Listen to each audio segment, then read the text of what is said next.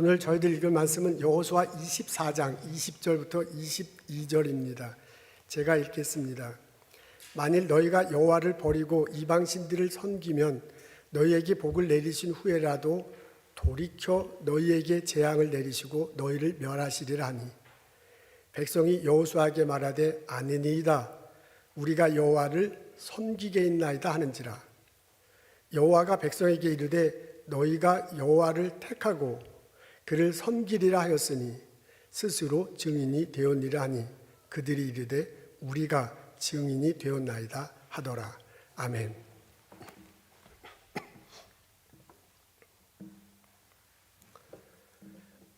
(1834년) 프랑스 고고학자 샤를 텍스에르가 터키, 오늘날 튀르에르 동북부 지역을 방문합니다.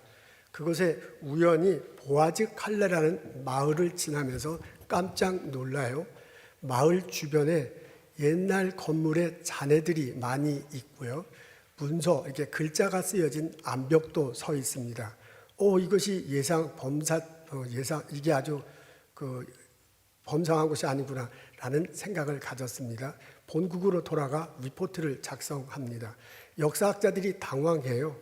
그 당시만 해도 그곳에 큰 문화유산을 남길 만한 세력이 있었다고 알지 못했기 때문입니다. 그 이후로 유럽에서 계속 탐사팀을 보내는데 별다른 성과를 얻지 못합니다. 그 문화유적지의 주인공이 누군지 알지 못했습니다. 1905년 독일 고고학연구소 그리고 터키 문화진흥청에서 팀을 꾸려서 본격적으로 발굴합니다.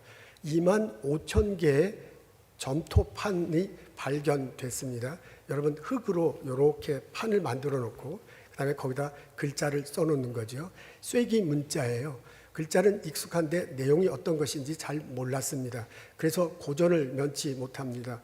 5년 동안 언어학자들이 연구한 건데 일부분 단어를 알게 돼요. 첫 번째 단어가 빵이라는 단어를 해독했대요. 그러면서 이제 문장을 해석합니다. 나중에 알고 보니까 이게 공식 문서입니다. 그 나라에 거기에 번성했던 민족들이 쓴 법률, 행정, 문화, 종교, 외교에 관한 공식 문서들이 거기에 써 있습니다. 이것을 판독하면서 여기에 왕국이 있었구나. 그 왕국이 히타이트 왕국이라는 것을 알게 되었습니다. 히타이트 왕국은 기원전 12세기, 13세기 오늘날 터키 동쪽 북쪽 지역에서 왕성했던 그런 나라입니다. 이분들이 일찌감치 철기 문화를 흡수했다고 해요. 그래서 철을 잘 다뤘습니다. 그걸 가지고 무기를 생산해서요.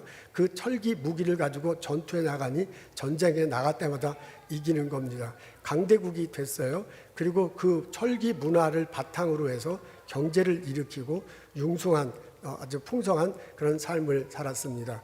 왼쪽으로는 그리스, 오른쪽으로는 아시리아, 남쪽으로는 에집트와 함께 힘을 거르는 강대국 나라가 됐습니다. 이때 발견된 토판 문서 중에 흥미있는 것이 눈에 띄었는데요. 그게 뭐냐면 외교 문서입니다. 이때 그 히타이트가 자기들이 강대국이라고요. 그다음에 주변에 있는 부족 국가들과 외교를 맺었습니다. 그걸 주로 종주 관계, 우리가 주인이다. 히타이트는 대국이니까 우리가 주인이고 옆쪽에 있는 약소국들은 이제 종이다 하고 주인과 종의 관계로 해서 외교 문서를 맺었는데 그 문서가 그 토판에 많이 남아 있었던 것입니다. 그것을 발굴해내 가지고요. 고고학자들이 이제 리포트를 했습니다. 근데 그 안에는 일정한 형식이 있어요. 이 앞에 지금 나와 있는데 첫 번째는 전문해서요. 내가 히타이트의 누구 왕이다 라는 내용이 나옵니다. 두 번째는 역사적 선언이에요. 우리 히타이트 왕이 너의 나라를 얼마나 잘 돌봐줬고 은혜를 베풀었으니 너희는 감사해야 될 거다 하고 그런 내용들이 나옵니다. 세 번째는 법적 조항이에요. 이제 나는 주인이고 너는 종이다. 그러니까 종인 너는 우리를 섬겨야 된다 라는 그런 내용이 나옵니다. 네 번째는 문서 보관이야. 이것을 요 조약을 맺은 토판을 각각의 신전에다가 반드시 보관을 해야 돼. 다섯 번째는 증인, 증거자가 이렇게 나오는데 그 증인이 대체로 자기들이 섬기는 신들 혹은 하늘과 땅의 이름으로 우리가 이게 조약을 맺는다, 이런 내용이 나와요. 여섯 번째는 상벌 규정이 나옵니다. 이렇게 조약 맺은 것을 제대로 지키면 우리가 너희를 지켜주는 거야. 그러니까 너희는 안전해. 근데 만일 제대로 지키지 않으면 우리가 약속을 탄 대로 깨면 우리가 너희를 지켜주지 않을 거야. 너는 멸살당할 거다라는 그런 내용입니다. 이게 이제 고고학자들이 발굴을 하고 리포트를 써냈습니다. 이게 나오자 구약학계가 발칵 뒤집힙니다. 요 내용이, 요 순서가 여호수아 24장과 아주 흡사하기 때문에 그렇습니다. 우리가 시간이 없어서 여호수아 24장을 전체를 읽지 않았지만은 여호수아 24장은 세겜에서 여호수아가 이스라엘 백성들이 모여 하나님과 앞에서 조약을 맺는 그런 내용입니다. 근데 그 내용 전개가 이 히타이트 왕국의 외교 문서 전개 방식과 거의 똑같아요. 마지막이 조금 달라요. 다섯 번째 증거, 그러니까 히타이트 문서에는 다섯 번째가 이제 증거가 세우고 여섯 번째가 상별 구정인데, 근데 여호수아 24장 그것만 좀 순서가 바뀌었어요. 그 상벌이 먼저 나와요. 그다음에 증거가 나중에 나옵니다. 여호수아 24 뒷장에 보면 나옵니다. 그것만 좀 다를 뿐이지 이거는 뭐 완전히 거의 똑같다라고 그렇게 볼 수밖에 없습니다. 물론 내용은 달라. 포맷은 같지만 내용은 다르죠. 히타이트 왕국은 내가 강대국이고 너는 약소국이니 나한테 섬겨라, 이제 그런 내용이야. 근데 여호수아 24장은 하나님이 등장하고 이스라엘 백성인데 이스라엘 백성들이 하나님을 섬겨야 된다는 그런 내용입니다. 이렇게 내용은 다르지만 포맷이 똑같다는 것에 대해서 구약학자들이 상당히 놀랍니다. 그러면서 여호수아 24장을 이 히타이트 문서에 입각해서 히타이트 문서를 작성한 그때 당시의 사람들의 그 생각이 있을 거 아니에요. 목적과 의미가 있을 거 아니에요. 그것을 바탕으로 여호수아 24장을 해석하기 시작했습니다. 이렇게 접근할 때 우리 눈에 가장 띄는 것이 여호수아 24장 20절에 있는 내용입니다. 여러분 앞에 있어요. 우리 다 같이 한 목소리로 읽겠습니다. 만일 너희가 여호와를 버리고 이방신들을 섬기면 너희에게 복을 내리신 후에라도 돌이켜 너희에게 재앙을 내리시고 너희를 멸하시리라. 여기 보면 섬긴다라는 단어가 나오는군요. 섬긴다라는 단어를 중심으로 어떤 조약을 맺었고 어떤 상벌이 있을 거라는 것이 나옵니다. 앞에를 보면 여호와를 섬기든가 이방신을 섬기든가 둘 중에 하나는 거군요. 그 다음에 섬긴다 뒷부분에 보면 상을 받던가 벌을 받던가 하는 내용이 결과가 나옵니다. 여호와 정돈하자면 여호와를 섬기면 너희들은 상이 있을 거야. 복을 받을 거죠. 그러나 이방신을 섬기면 너희들은 벌을 받게 될 거다. 멸절당할 거다. 라는 내용입니다. 이것이 여호수아 24장에 하나님과 계약을 맺으면서요. 다섯 번째 나오는 이런 내용입니다.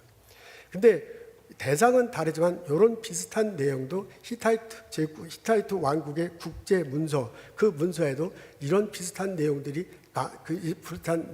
나옵니다. 히타이트 제국이 당연히 자기가 주인이죠. 그리고 약소국하고 이제 계약을 맺는 건데 약소국인 너희는 반드시 나를 섬겨야 돼. 너희들을 섬기면 내가 너희를 보호해줘. 그렇죠. 다른 나라가 쳐들어오면 우리 군사를 보내서 그 나라를 물리쳐 주는 거죠. 그렇게 되면 그 약소국가는 약소국가지만은 히타이트 왕국 때문에 자기들 살아남을 수 있어요. 생존하는 겁니다. 그리고 국민들이 평화를 누릴 수 있습니다. 그리고 그 나라는 그 나라의 정체성, 아이덴티티를 지킬 수 있습니다. 이걸 이제 거기에는 그 외교 문서에는 복을 받을 거다라는 식으로 표현되어 있다고 하는군요. 그렇게 되는 거야. 근데 만일 이 조약이 깨지면 얘기는 달라지죠. 이 조약이 깨지면 다른 나라가 쳐들어와도 히타이트 제국이 군사를 파병하지 않아. 그러면 자기는 약소국가이기 때문에 다른 나라가 쳐들어오면 자기는 꼼짝없이 당하는 거죠. 멸살당하는 거야. 생존의 위협을 느낍니다. 국민들이 평화롭게 살지 못합니다. 나라 자체가 존속할 수 없어요. 나라의 아이덴티티가 무너지는 거야. 그걸 히타이트 문서에서는 멸망을 받을 거다라고 그런 식으로 적혀 있습니다. 제가요 여호수아 24장을 읽고 그다음에 히타이트 제국이 말했다는 그 보고서를 읽고 곰곰이 이렇게 대조해 보면서 이런 생각이 들었어요. 이거는 이 겉으로 드러난 것보다 이 속 안에 있는 게 더 중요하다. 이 겉으로 드러나는 것은 조약, 약속을 맺는 건데요. 사실 그게 의미가 있으려면 이 속으로 자기네들이 그 계약을 맺는 사람이 마음속에 결단하고 삶 속에 실천해야 돼. 그래야 이것이 의미가 있는 거예요. 여러분, 히타이트 제국하고 약소 국가가 이런 조약을 맺었어. 그리고 그렇게 토판 문서로 다 작성을 했어. 그렇게 해놨다도 지키지 않으면 그게 무슨 송이에요? 지키지 않으면 자기네 멸망당할 거고 생존의 위협을 받을 겁니다. 그걸 지켜야 그 사람들이 살아남을 거예요. 그렇다고 보면 이 약속보다 더 중요한 게 뭐냐면 그 밑바탕에 약속 의식을 할 때 참여자들이 약속 국가의 대표자들이 결심해야 돼. 이거 우리 약속했으니 이대로 가서 지키자. 그래야 우리 생존할 수 있다라는 마음가짐을 가지고 거기에 참석했을 것입니다. 그거는 여호수아가 이끄는 이스라엘 백성들도 마찬가지야. 하나님과 지금 약속을 하는 거거든요. 약속만 하면 그게 뭐야? 약속을 하고 지켜야 돼. 약속을 하고 지킬 때 하나님이 우리를 보호해 줄 거고 우리가 복을 누릴 거고 우리가 나라로서의 아이덴티티를 형성할 거라고요. 복을 누리게 되는 거예요. 그러니까 약속을 지킬 거가 안 지킬 거가 너무너무 중요해요. 그래서 그 조약을 맺을 때 이스라엘 여호수아가 이스라엘 지도자들도 결단하는 마음이 있었을 거예요. 이거 반드시 지켜야 된다. 이건 죽느냐 사느냐 하는 문제다. 결단하고 그리고 그것을 실천하려고 무진장 애를 썼을 것입니다. 그러고 보니까 이 참석자들의 마음이 느껴져요. 여러분, 이렇게 조약을 맺고 그 조약을 맺을 때 행동이 결단하고 어떻게 하든 실행하겠다 그렇다면 그 밑바탕의 마음가짐은 상당히 진지했을 거야. 상당히 절박했을 거야. 이건 그냥 단순한 약속이 아닙니다. 이것을 약속을 지켜면은 우리 나라가 생존하는 거고 이것을 지키지 못하면 우리는 죽는 거야. 이게 죽느냐 사느냐 문제예요. 이것은 복을 받느냐 멸망을 당느냐 문제예요. 그래서 히타이트 제국과 조약을 맺는 그 부족 국가의 대표자들은 아주 진지한 마음으로 참석했을 것입니다. 저는요, 이스라엘 백성들이 하나님과 함께 약속을 하는데 그때 당시 히타이트 제국의 약속 맺은 것과 똑같은 포맷으로 진행했다는 것이 깜짝 놀랍습니다. 그 말은 뭐냐면 거의 비슷한 시기거든요. 12세기, 13세기. 그 말은 뭐냐면 여호수아가 지도자들도 이것을 어느 정도 알았다는 거예요. 그리고 그것을 그대로 했다는 거는 뭐냐면 이 국가들이 가졌던 태도도 우리도 가져야 된다. 그런 마음이에요. 약속 국가들이 가졌던 마음가짐도 우리도 가져야 된다는 그런 생각을 가지고 이런 포맷을 사용하지 않을까. 이건 저는 그렇게 추측합니다. 여러분, 이스라엘 백성들이 여호수아 24장에서요 하나님과 약속을 받을 때는 그냥 다음에 만나 그때 만나서 밥 한 끼 먹지 그런 마음이 절대로 아니었을 거예요. 이것은 하나님은 나의 주인이다. 나는 종이다. 그분이 인도하신 대로 내가 살아야 된다. 그래야 내가 사는 거야. 그래야 내가 생존하는 거야. 그렇지 않으면 나는 죽어요. 그래야 내가 우리들이 평화를 누리고 그렇게 해야 내가 하나님의 백성으로서 아이덴티티, 정체성을 찾고 살아가는 거예요. 그래서요, 여호수아 24장을 할 때 그 사람들의 마음가짐은 절박함, 심각함, 그런 마음을 가지고 이것에 참석하지 않았을까라고 그렇게 생각합니다. 제가 오늘의 본문을 읽고요, 히타이트 제국 사람들이 했다는 그 연구 보고서를 읽으면서 이런 생각이 떠올랐어요. 우리들 예배를 드리는 때 우리의 태도와 마음가짐이 떠올랐습니다. 여러분, 여호수아 24장에는 하나님 앞에서 결단하는 장면이거든요. 그 장면 속에 나오는 많은 행동들을 우리도 예배 시간에 하고 있습니다. 우리 예배 시간에 참석해서 하나님이 나의 구세주다, 주인이라 고백해. 그러면 그분이 주인이면 나는 종이야. 우리 예배 시간에 나면서 하나님께 우리들 삶을 뒤돌아보고요, 감사합니다라는 마음으로 기도하고 그리고 헌금 들려서 우리의 감사를 표현해. 우리는 예배 시간에 하나님 말씀을 듣고 나 자신을 뒤돌아봐. 그리고 그 하나님 말씀대로 살겠다고 결심해. 그리고 밖에 나가서 살아갑니다. 이런 것들을 놓고 볼 때 우리가 예배를 드릴 때 여러 가지 요소들이 있잖아요. 행동하는 그 모습이 여호수아 24장에 나오는 이스라엘 백성들이 하나님 앞에서 조약을 맺을 때 행동한 것과 아주 많이 비슷해요. 그런 거의 비슷한 패턴들이 나와요. 그렇다면 우리 자신에게 물어봐야 돼. 여호수아 24장에 참석한 이스라엘 백성들이 그렇게 그때 히타이트 제국과 외교문서 맺을 때 그 사람들처럼 절박한 심정으로 죽기 아니면 살기다라는 마음으로 그 의식에 참여했다면, 그렇다면 오늘 우리는 어떻게 참여하는가? 우리가 거의 비슷한 패턴으로 예배를 드리는데 우리의 태도는, 우리의 마음가짐은 어떤가?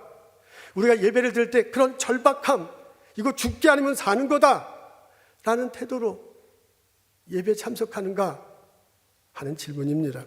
여러분, 내가 교회에 와서 예배 드릴 때 하나님, 나한테 나의 주인입니다, 나는 종입니다, 라는 심정으로 예배를 시작합니까? 우리 찬양 드립니다, 헌금합니다, 그리고 형제자매들과 하나님 앞에서 교제를 나눌 때 하나님께 감사합니다, 진정한 마음으로 그렇게 감사하며 행위에 참석합니까? 여러분, 오늘 설교 말씀이 재밌네, 오늘은 재미없네, 그렇게 하면서 지냅니까? 아니면 저게 나를 향한 말씀이다, 주인이 종에게 하는 말씀이다, 저걸 지킬 때 내가 산다, 죽느냐 사느냐 하는 문제로 내가 그 말씀을 듣습니까? 여러분, 어떤 때는 내게 해주시는 말씀이 있어요. 그래서 이거 할 대로 살아야지라고 결심해. 그리고 삶 속에서 그렇게 살아갑니까?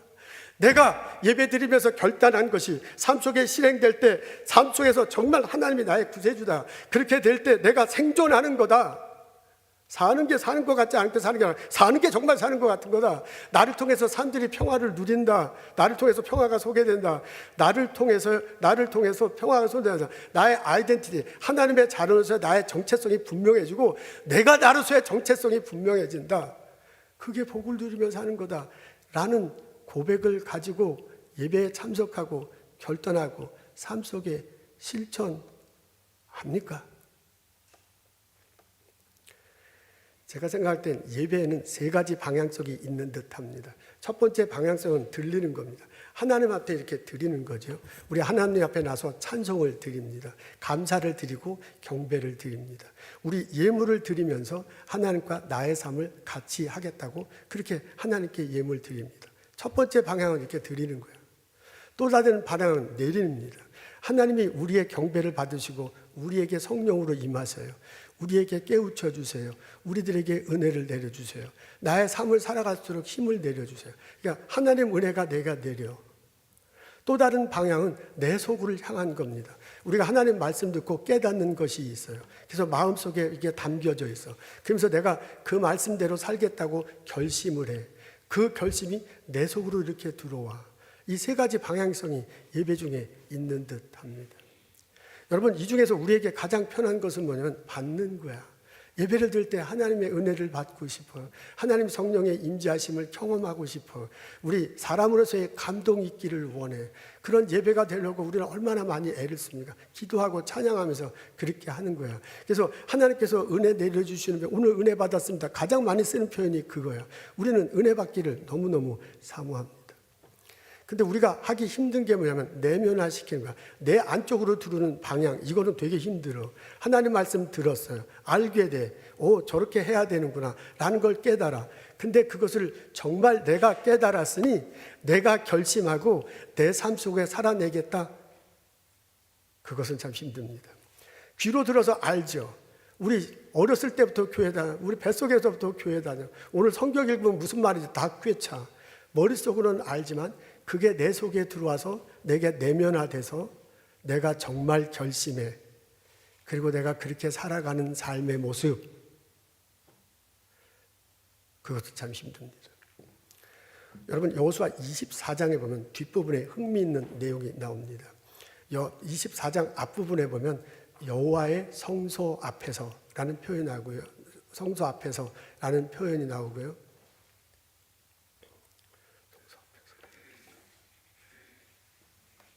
성소 앞에서라는 그런 표현이 나와요.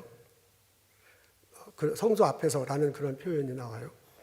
이제 그런 걸 봐서는 그런 성소 앞에서라는 표현이 나옵니다. 거기서 이제 여호수아가 하고 나옵니다. 그때 이제 여호수아가 이렇게 얘기를 합니다. 그동안 하나님께서 얼마나 우리를 인도해 줬는지를 쫙 열거해요. 하나님이 갈대아 우르에서 사는 우리 조상들을 가나안으로 오게 했다. 가나안에 있는 사람을 애굽에 가도록 그렇게 인도했다. 애굽에서 나오잖아요. 홍해를 건넙니다. 광야를 지나 요단강을 건너 가나안 땅에 다시 돌아왔어. 그래서 이 땅을 우리에게 주었다. 하나님께서 이 땅에서 우리가 복을 누리며 살게 했다라고 얘기를 해요. 그러면서 이게 얼마나 감사하냐. 나는 이게 너무나 감사해서 이 하나님을 섬기며 살겠다 그래요. 우리 가족은, 우리 패밀리는 하나님 섬기며 살겠다라고 얘기합니다. 그랬더니 이스라엘 백성들이 그걸 들으며 우리도 또한 섬기며 살겠습니다 라고 말해요. 그게 여호수아 24장에 아까 제가 포맷 얘기했죠. 그 포맷대로 나오는데 내용은 그거예요. 나는 하나님 섬기는데 너는 뭐 하겠냐. 우리도 섬기겠다. 계속 주거니 바뀌는 아까 그 포맷으로 내용은 하나님 섬긴다는 내용이 쭉 나와. 그러면서 여호수아가 어떻게 얘기하냐면 바깥에 여호수아가 주변에 있는 큰 돌을 주워다가요 상수리 나무 밑에다가 돌을 세워놓습니다. 그리고 뭐라고 얘기하면 우리들이 하나님 섬기겠다고 주거니 받거니 얘기했는데 그 얘기를 이 돌이 들었다. 그러면서 이 돌이 우리들이 말한 것의 증거다라고 말해요. 그리고 너희들의 기업으로 돌아가라고 합니다. 그러니까 기업으로 돌아가는 건 너희 땅으로 가라는 거예요. 너의 삶의 자리로 돌아가라는 그런 내용입니다. 저는요 그때 당시에 여호수아 때는 성전이 없었습니다. 들어온 지 얼마 안 되기 때문에요. 근데 여호와의 성전 하나님 앞에서, 여호와의 성전 그다음에 하나님 앞에서 이 두 표현이 나와요. 여호와의 성전 하나님 앞에서라는 그런 표현이 나오는 걸 봐서는 세겜의 성전은 없었지만은 추측하기에 그 언약궤를 메고 갖다 놓고 거기서 이 조약 의식을 가졌던 듯합니다. 근데 가만히 생각해 보세요. 그 언약궤 앞에서요 하나님과 조약 의식을 가지면 된 거잖아요. 그럼 이제 결단하고 돌아가면 된 거잖아요. 근데 굳이 돌을 주워다가 상수리 나무 옆에다 세운 거야. 그러니까 성전은 없지만은 언약궤가 있고 거기 좀 떨어진 거에 돌을 세워놓고 이 돌이 증거다. 이제 그렇게 말한 거거든요. 저는 굳이 그렇게 한 것에 대해서 굉장히 마음에 와닿습니다. 이 돌은 우리들 삶의 현장에서 우리가 있는 그 기업, 그 땅에서 어디든지 보는 돌이에요.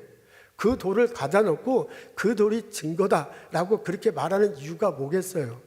너희들 돌아가서 그 기업에서 땅의 삶 속에서 살아가는 거 돌들이 다 볼 거다. 그게 너의 증거가 되고 증인이 될 거다. 그 말이에요. 그 말은 뭐예요? 하나님 앞에서 결단하는 것만 갖고는 안 돼. 하나님 앞에서 결단했으면 실제로 너의 기업, 너의 땅에서 실천하면서 살아가라 라는 그런 말입니다.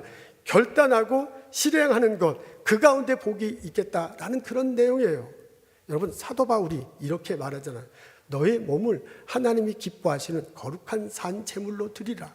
이것이 너희가 드릴 영적 예배니라고 그랬습니다. 우리 몸이 제물이 된대요. 우리 몸으로 말하고 행동하고 살아가잖아요. 우리들 삶을 이 몸으로 표현해 그렇게 살아가는 모습이 제물이 되고 그것이 제물이기 때문에 그곳에서 하나님께 예배를 드리는 거래요.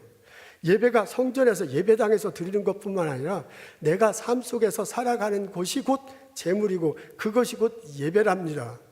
여러분 여호수아 24장에서 여호수아가 말하는 거하고 로마서 12장하고 바울이 말하는 게 똑같아요. 여호수아가 사도 바울이 우리들에게 애타게 권면합니다. 하나님 앞에 나와서 예배 드릴 때 결단하거라. 그리고 그 결단을 삶으로 살아내거라. 그 속에서 하나님의 은혜가 임할 것입니다. 우리 예배 자리에 참석하는데 좀 더 진지했으면 좋겠습니다. 예배 자리에 참석하면 하나님께 은혜를 받아요. 말씀을 이렇게 너무 좋죠. 은혜 받고 힘 얻어. 그래서 예배 자리에 참석하는 것이 참 기뻐. 우리 하나님께 찬양 드리고 헌금 드려요. 하나님을 경배할 수 있어서 참 기뻐. 우리 그거 잘해. 근데 결단하는 부분에 있어서는 약합니다. 우리 결단하고 그것을 실행에 옮긴다라는 그 부분에서는 머뭇거릴 수밖에 없는 게 솔직한 우리들의 모습입니다. 이런 나를 향해서 여호수아가 사도 바울이 외쳐요. 결단하십시오. 그리고 삶을 살아내십시오. 그 자리가 예배의 자리고 그 자리가 복의 자리가 될 것입니다. 여러분 히타이트 제국하고 국제 조약을 맺을 때 약소국의 대표들은 절박한 심정으로 했을 것입니다. 만일 이 약속이 안 되거나 지켜지지 않으면 자기 나라는 멸망하는 거야. 생존의 위협을 받는 거야.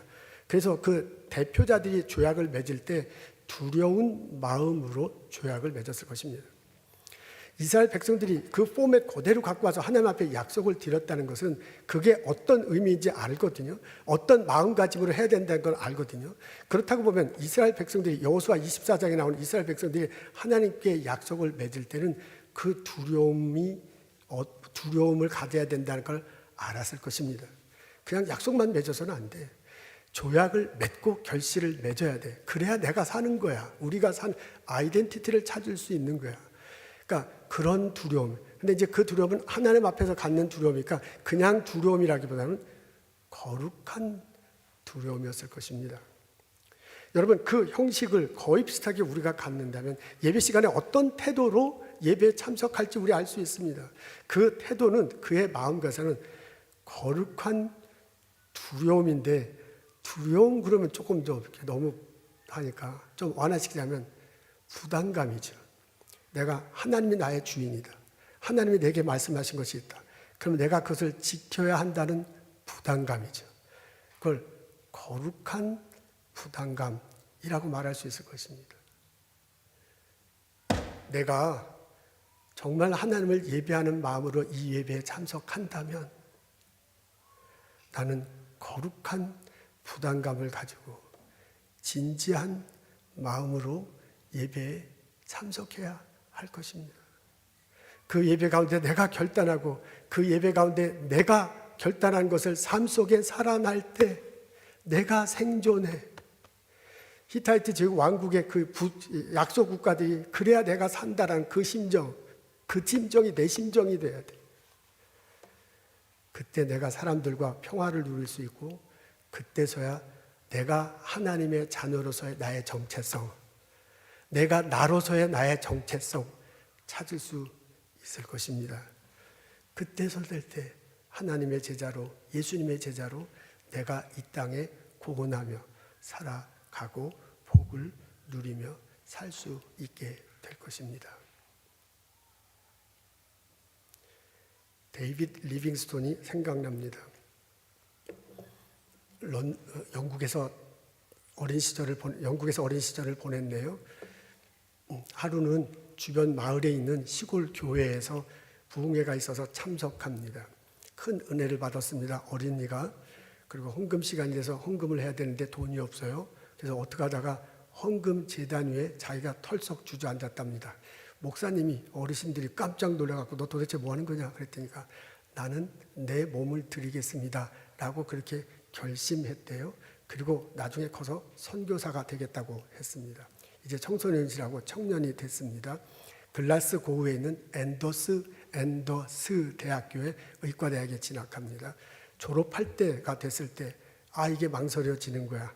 자기가 의사로서 영국에 살면 편하게 돈 많이 벌고 살아가는데 선교사로 했으니 이거 가야 되나 안 되나 고민합니다. 그때 큰 형이 있었는데 똑같은 대학교 나왔고 똑같이 의사였대요. 형이 강력하게 권면합니다. 선교사는 무슨 선교사냐? 나와 같이 영국에 살자. 의사로서 사람들을 돌보는 것도 그것도 다 봉사고 하나님 이름으로 하는 거지 꼭 다른 나라에 가는 게 편이냐 라면서 가지 말라고 굳이 말립니다. 그래서 굉장히 많이 고민했대요. 그러다가 어린 시절에 자기가 했던 게 스스로 생각나는 거야. 예배 중간에 헌금 위에 털썩 앉았거든요. 자기가. 그리고 자기 몸을 드리겠다고 그렇게 결심했거든요. 그 사람들 앞에서, 목사님 앞에서 선포했거든요. 그 생각이 지워지지 않는 거예요. 그래서 의과대학 졸업합니다. 의사 자격시험을 보고 난 다음에 아프리카로 갑니다. 가족들과 다 함께 갔어요.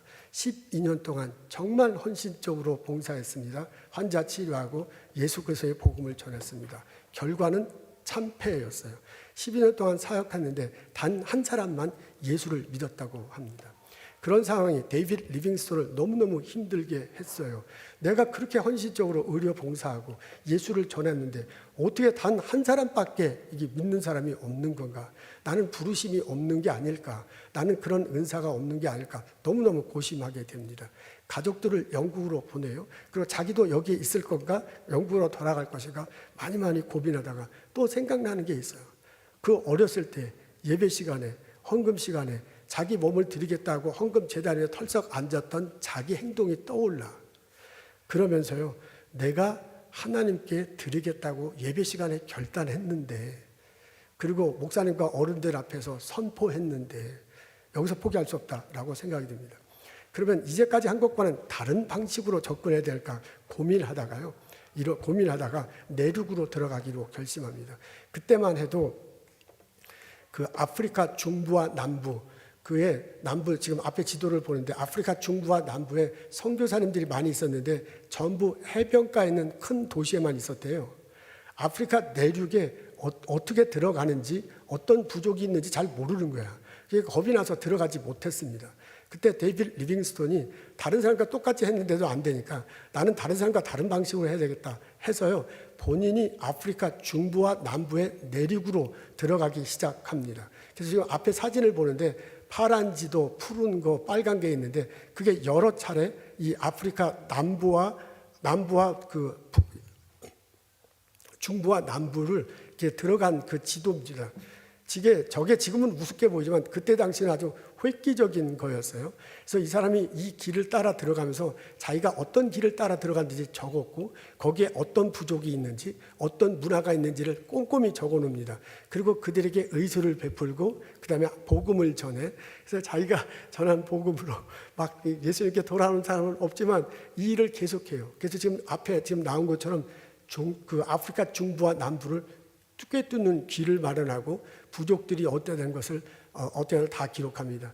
나중에 그것을 책으로 냅니다. 선교 여행과 남부 아프리카 탐험이라는 제목으로 책을 냈는데 이게 센세이션을 일으킵니다. 베스트셀러가 됩니다. 많은 선교사님들이 이 책을 사가지고요, 데이빗 리빙스톤이 간 길을 따라서 이 내륙으로 들어가기 시작했습니다. 그리고 그 사람이 만난 부족들, 이미 한번 의술을 베풀었고 그 다음에 복음을 전한 그 부족들을 만나고 본격적으로 복음을 증거하기 시작합니다. 이러면서 아프리카 중부와 남부에 막 이렇게 점점점 예수님이 퍼져가게 됐습니다. 이 선교사 뒤를 따라서요, 상인들이 뒤따라 이 길을 따라서 들어가고 부족들을 만납니다. 그래서 이제 유럽의 문명을 아프리카 사람들에게 전하고 시작하게 됩니다.